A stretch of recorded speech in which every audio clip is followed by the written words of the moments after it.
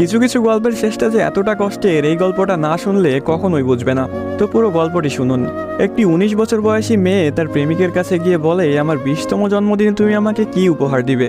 ছেলেটি মুচকি হেসে বলল, এখনো তো অনেক সময় আছে, আর সময় হলে তুমি তোমার জন্মদিনের উপহার পেয়ে যাবে।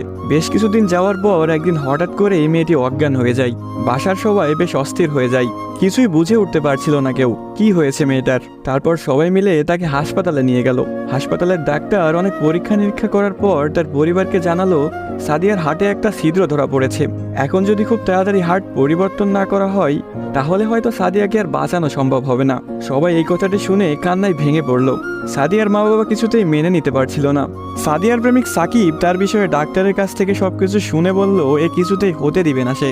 তারপর সাকিব মেয়েটির রুমে গেল, দেখলো তার ভালোবাসার মানুষটি বিছানায় শুয়ে আছে। সাকিবের কাছে যেতেই মেয়েটি বলল, সাকিব, আমি মনে হয় আর বাঁচবো না। সাদিয়ার চোখের পানি মুছে দিয়ে সাকিব বলল, কে বলেছে তুমি বাঁচবে না? তুমি খুব শীঘ্রই ভালো হয়ে যাবে। মেয়েটি বলল, তুমি কি করে জানলে? ডাক্তার তো বলেছে আমার হার্টে একটা ছিদ্র ধরা পড়েছে, আর আমাকে বাঁচানো সম্ভব না। ধুর পাগলি, তোমার কিছুই হবে না, দেখো তুমি ভালো হয়ে যাবে। এভাবেই বেশ কিছুদিন যাওয়ার পর সাদিয়া সম্পূর্ণ সুস্থ হয়ে যায় এবং বাসায় ফিরে যায়। বাড়িতে ফিরে এসে সাকিবকে খুঁজতে থাকে, না পেয়ে সাকিবের বাড়ি চলে যায়। সাকিবের বাড়িতে কেউ নেই। অবশেষে সাকিবের ছোট বোনের দেখা পেল সাদিয়া। কিরে, তোমার ভাই কোথায়?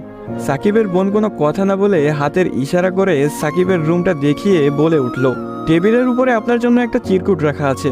সাদিয়া কথাটি শুনে রুমে গিয়ে চিরকুট হাতে নিয়ে পড়তে শুরু করলো।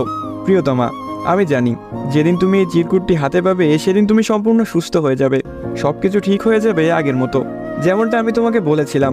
আমি বলেছিলাম না কিছু হবে না, দেখছো তাই হয়েছে। তুমি আমার কাছে 20তম জন্মদিনের উপহার চেয়েছিলে না?